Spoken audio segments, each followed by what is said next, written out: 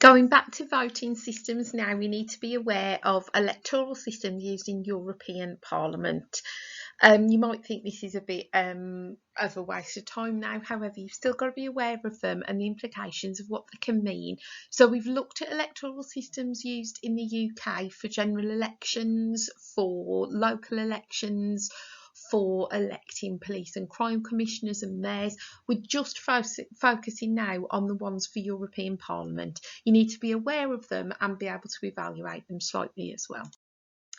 Okay, so at the end of last lesson, you were asked to make some 1-mark GCSE questions. Make sure you know your answers, and you can have a go at answering somebody else's if you're in class. If you've got access to the textbooks, you can read pages 132 to 133. If not, all the information you need is here anyway. Okay, so European Parliament then. In the UK, there is obviously 4 separate countries. So we've got England, Scotland, Wales and Northern Ireland. For European Parliament, England, Scotland and Wales all use the same electoral system, and it's a form of proportional representation called regional closed list. In Northern Ireland, they always use single transferable vote. Now, they seem to love to question on Northern Ireland. Just associate Northern Ireland and single transferable vote. Okay. Since 1999 then, we've had this regional list system, and it means seats are allocated to parties in proportion to their share of the vote. So basically, under the closed party list, England, Scotland and Wales is divided into regions. So our region is the West Midlands. You then get the proportional number of votes each party gets. They are represented by that number of MEPs, members of European Parliament. So you get, say, like 12 MEPs or whatever it is in relation to the number of people there are per region. And what party they're from is decided by what proportion of the votes they get in that region. So you can tell it's proportional. So closed party list, England, Scotland and Wales, country split into 12 regions. You vote for the party, not for the individual politician.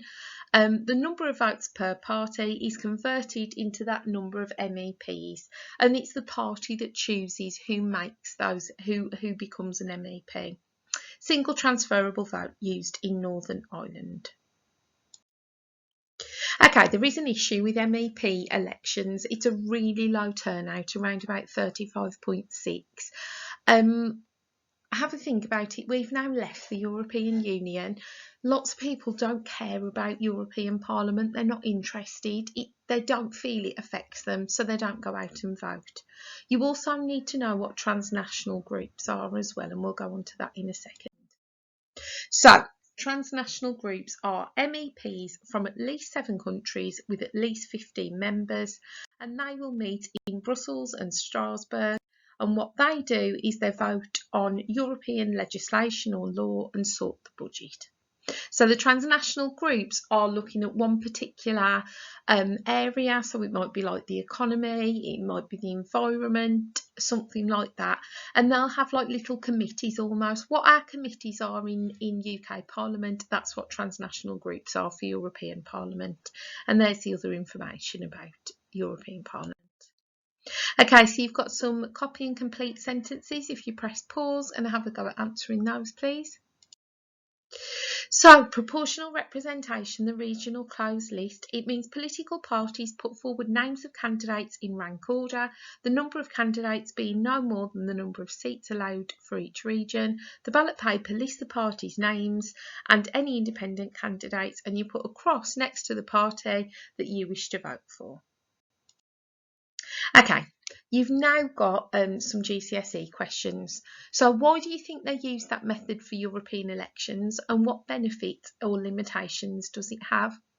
So European elections, this is representing the whole country. If we just had one party representing us, it's probably not going to represent the full political spectrum of views and opinions of the UK. And remember, we need to have these kind of like regional areas brought up as well. For example, the North might be more interested in one issue than London is, so they might be able to join transnational groups that represent them, and so on. So your question, first of all, for 2 marks, define the closed party list system of PR. You can find that on the first slide that was on here. And then you've got a 4 mark, explain the benefits and limitations of the closed party list system for 4 marks.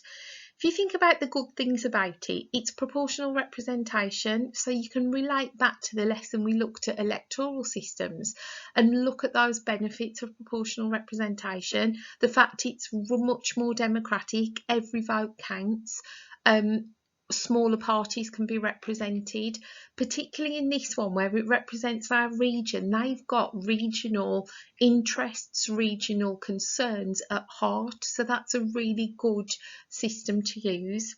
When it comes to limitations though, it can be quite complicated. That's also a lot of MEPs representing us. Do we really need all of those people? Is it going to cause arguments because it's going to be like a coalition of parties representing the UK?